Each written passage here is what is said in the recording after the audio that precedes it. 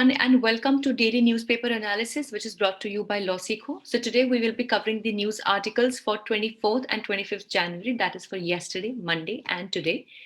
So we have three articles for our discussion. The first one, that is from today's The Indian Express newspaper, is Protecting the Secularism of India. So this is in regard with the right to wear hijab, or what we call as the head cover, which is considered one of the essential parts of the Islam religion. So a recent issue has been raised regarding this in one of the states of India. So what is the issue? Where has it been raised, and what actually should we be doing about it will be discussed here.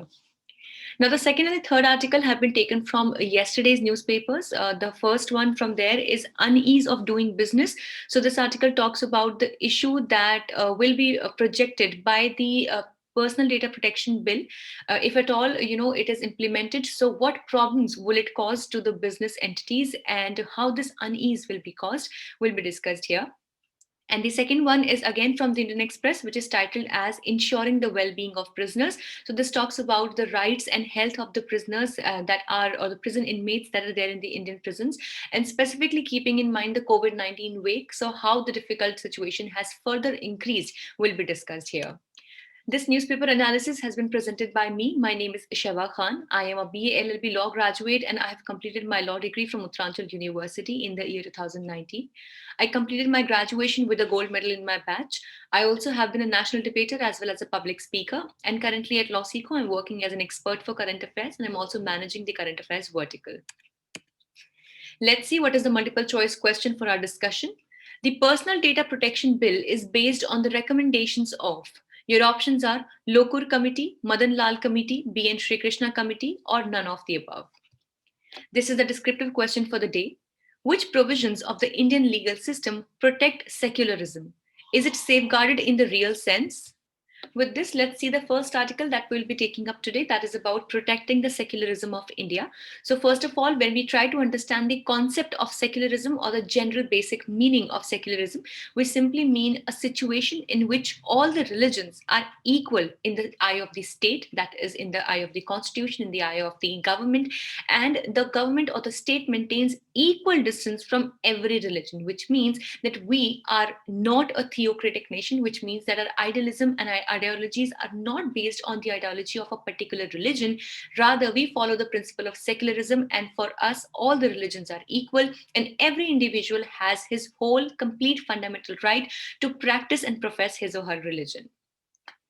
So recently, 7 students have not been allowed to attend classes in Udupi, Karnataka, because they wear hijab. Now, as you know, hijab is a piece of cloth that is often worn by Muslim women over their heads to cover their hair.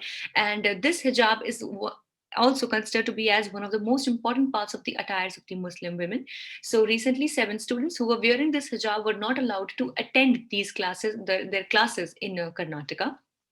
So now let's understand about the personal rights and the state's role in protecting them. So the college authorities have stated that headscarves are against the college's dress code. So basically, generally when we have dress codes in the colleges, so it was said that the wearing of the headscarves is against the dress code. And the principal has also raised the question of uniformity, while the education minister views wearing hijab as an act of indiscipline. Now this comes really as a matter of surprise, because at one side, where we give a fundamental right to all of our citizens to follow and profess their own religion, and hijab being an important part of the Muslim or the Islam religion. So this, practicing or wearing hijab is one of the ways of practicing your own religion, and considering this as an act of indiscipline or against the college's dress code really comes to us by surprise. So the right to practice one's religion is guaranteed in the Indian Constitution, and it can only and only be curtailed, as in it can only be taken or infringed if that particular practice violates the public order, or it violates the demands of public health, or it violates the demands of morality. Now, in this case, if, for example, any girl or woman is wearing a hijab, that is the headscarf, so in no any situation does it come to our forefront that it might be violating the public order, public health, or even any sort of morality. And that is why it definitely becomes a question as to on what grounds were they not allowed to wear these headscarves. So Kerala High Court in the year 2016 allowed students to take all India exams wearing hijab as it was essential practice for their religion. And the instigation to keep a community from attending classes due to their attire comes from a long line of Hindutva aggression. Now, this article points out that it is not basically any kind of logic, rather just the extreme ideology of basically the Hindutva aggression. Now, when we talk about the Hindutva aggression, it is basically when a few people or a sect of people, they so deeply believe into one religion, specifically if we talk about the Hindu religion, that it makes their ideology or their vision quite narrow, and that is why they do not become accommodated or adjusted to any other kind of belief. So that is why minorities in Karnataka have been repeatedly attacked in some way or the other, and Muslim individuals have been targeted for interfaith marriages as well. And of course, the anti conversion laws are very much on the forefront on the current time. So the churches have been raided on a filmsy grounds, and divisive cow slaughter legislations have been made owing to the presence of majoritarianism ideology. And of course, the cases of mob lynching in the name of cow slaughter have been very, very rampant, specifically if we talk about the states for Andhra Pradesh, Telangana, Karnataka, Meghalaya, Assam, and other states like Haryana, Punjab as well. So, presently, the college authorities should allow the students to return to their classrooms, and they should administer strict vigilance over themselves from violating the law of the land. And that is why this is further a claim that the act of removing the practice of wearing hijab as a feminist approach is duplicitous, and that is why we should be respecting every religion and such tenets of every religion, which are definitely not causing any harm to the society as such. With this, let's discuss the second article for the day, which talks about unease of doing business. So, the Personal Data Protection Bill, as we know, is still under talks for 2019, adds regulatory burdens on business. Now, as we know that after the recommendation of Justice B. N. Sri Krishna Committee, the Personal Data Protection Bill 2019 was brought to table. But as of now, till now, or yet, we do not have it in a concrete form of a law, which ultimately puts us on a question that on one side, where we are making endeavors to make India digital India, and we are trying to profess and move further in the terms of technology and such digital world, definitely having a personal data protection bill, or as in, the act is very necessary, so that the people who give in their essential data to such companies, authorities, and or even to the government, so they are made sure that their privacy and their important data is kept with utmost security. So that is why the personal data protection bill is very highly sought by all the people. But now this article highlights another side of the personal data protection bill, that it says that this bill will actually add regulatory burdens on the business, and instead of providing ease of doing business, which ultimately should be the criteria for all the governments, all the countries, if at all they want their functionality to increase in the business world or in the international investment as well. So instead of adding to the ease of doing business, it would actually cause what we call as unease of doing business. Now let's understand that what are the gray areas of the Personal Data Protection Bill 2019.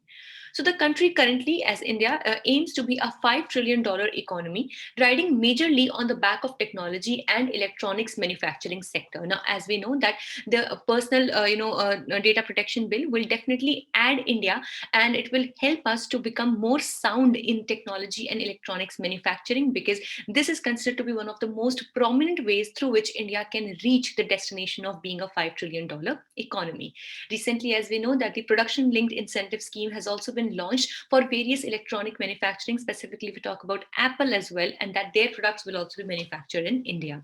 So this way has been highly sought by the government and by the Indian economy to become the $5 trillion economy. But of course, if the personal data protection bill, instead of serving as a boon for this direction, if it actually hinders the business, then definitely the purpose would be unsolved, and also we might move backwards. So here, this article says that, however, the bill raises some concern, especially for this particular sector, which is for technology and electronics manufacturing. So the first point that has been raised here is that the Centralized Data Protection Authority has a wide discretionary remit in regulation formation. So basically, it has high power, or basically we can say it has a very huge ambit when it comes to providing the discretionary remittances when it comes to this field. And that is why there might be a chance that the Centralized Data Protection Authority might take quite abrasive or quite one-sided decisions, though nothing as such has happened, but this is a prediction that might fall. So the second point that has been risen here is that overseas transfer of data is prohibited and splintering out our market from the global digital economy. Now this says that if at all any data has to be transferred overseas, that is out of India, it would be prohibited under the provisions of the Personal Data Protection Bill. And what ultimately this would do is that it would cut off, or it would bring out, or in a way it will just separate us or our market from the global digital economy, which ultimately is definitely not good for the health of the economy at large at the global forum. Third, that the onerous compliances to be imposed have very little to do with data protection at all. And basically, it's saying that various kinds of compliances and regulations that are to be followed, by such companies, they do not really serve for the actual purpose of data protection, and rather only increase the friction of the setting up of business and running of any particular business. Fourth point, it says that the framework is bereft of consultative rule-making process, and it says that we should actually have had a proper consultative and a decision-based or a discussion-based rule-making process, but that has not been a part of this system. And the fifth point that has been raised here is that substantial portions of the bill are completely out of sync with international markets, stunting or halting or bringing down India's growth as a digital economy.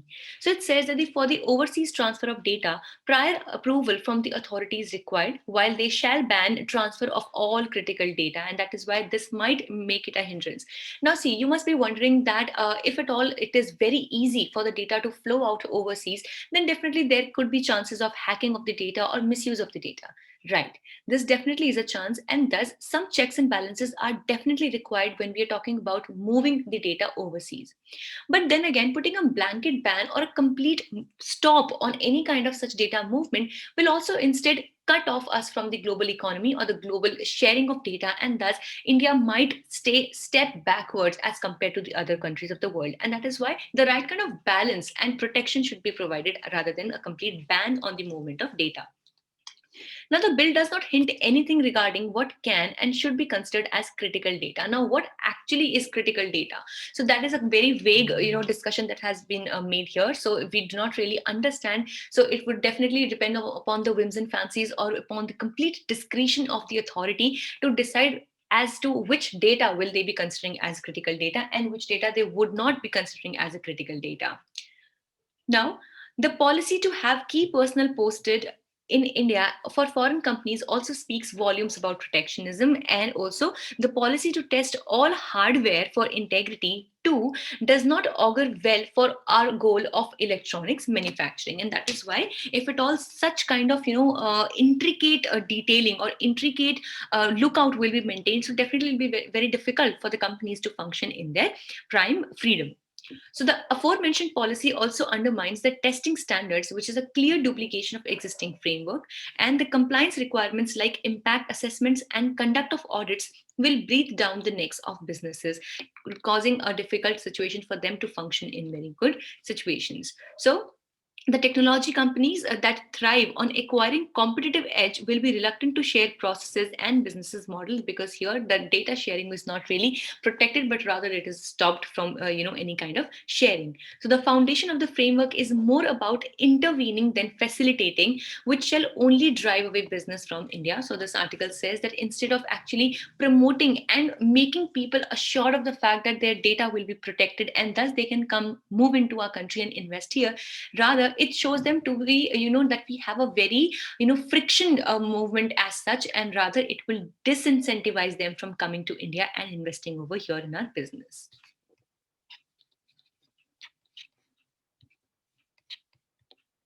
With this, let's discuss the third and the last article for the day, which talks about ensuring the well-being of prisoners. So the Indian judiciary and the state will have to guarantee rights to life of prisoners. Now, this basically talks about that definitely, even though they are prison inmates, they have some set of rights, and they should be given those rights no matter what.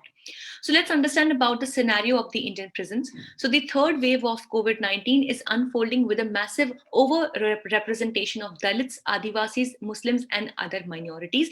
So basically, it is saying that the number of Dalits, Adivasis, Muslims, and other minorities have increased in the jails in India, specifically keeping in mind laws like the UAPA and other similar laws. So the second wave devastated the Tihar jail, and the inmates kept dying due to them being incarcerated in overcrowded wards. And the affected were kept in small cells while the RT-PCR test kits were in severely shortage supplies. So basically, because of the overcrowding of the jails, there is definitely a higher chance that these people or the prison inmates, they suffer from COVID-19, and of course due to lack of testing in the first place, and due to in the lack of proper medication and proper health services, there is always a greater chance that they are suffering death as compared to the other people in the country. Now, further, the minimum mechanism to address abuse and discrimination by prison staff have ceased to exist due to pandemic. Now, of course, because there has been staff reduction and the working has not been very proficient when it comes to even the jail authorities as well. So the minimum mechanism that was available, which used to address any kind of abuse or any kind of discrimination that was happening with the prison, inmates, so that staff has also reduced, and due to this, such kind of reportings have also come down. Now, the Indian prisons are overcrowded. Tihar, Mandoli, and Rohini keep around 20,000 inmates, which is clearly overcrowded. And hence, it becomes impossible for the management to avoid a pandemic of this scale. Now, while granting relief to prisoners in some states, the criteria was based on the severity of crime conducted by the offender instead of their age and comorbidity. Now, of course, see, definitely, the severity of crime is an important part, but definitely here what we need to see is that what is the age of that particular prison inmate or the prisoner, and if at all he is suffering from any kind of comorbidity. Now, for example, in the initial reports also it was highlighted that people who are suffering from heart ailments or any other kinds of lung ailment or any other kind of comorbidity like sugar or blood pressure. So they were more prone to having or catching the COVID-19 in the first place, and they had less immunity to fight against it. So in this situation, it is important that the age and the comorbidity of such prisoners is considered, and only then, according to them, the facilities are provided to them. So hence, despite being high-risk inmates, they were not granted bail due to them being booked under NDPS, that was the Narcotics Drug Act, and the UAPA, which have non-bailable charges. So the very famous example we have is of the death of Father Stan Swami and the continued suffering of 90-year-old GN Sai Baba. So the NDPS trial foreign offenders have died inside the prison while their bodies could not be handed over to their family members due to prison formalities not being met. Further, due to the discontinuation of most governmental services and the establishment of online courts, prison authorities now have undue impunity in their hands, and they have become the graveyards of human rights and dignity. And definitely, the Indian judiciary and the state regimen has slipped on the maintenance of its inmates who are under trial. And the situation is even worse for the people who are under trial, which means that they are still, the claim or the charges have not been proved against them, and still that they are under trying the cases. This definitely makes it even worse. That what if they catch COVID-19 or any other kind of disease, and what if they die, even when if there is no fault of theirs? So definitely here something needs to be done. The Indian judiciary, the state, as well as the prison authorities need to keep it in mind that the well-being of the prisoners is kept in mind and that their rights are protected to them.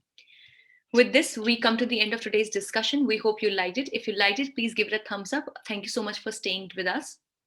If you wish to download the PDF of today's slides, you can join our Telegram channel. The link is there in the description box below, or you can scan this QR code that you can see on your screens. Also, do not forget to follow us on our official Instagram channels for Judiciary, CLAT, UGC Net, as well as Law Finance exams. Thank you so much.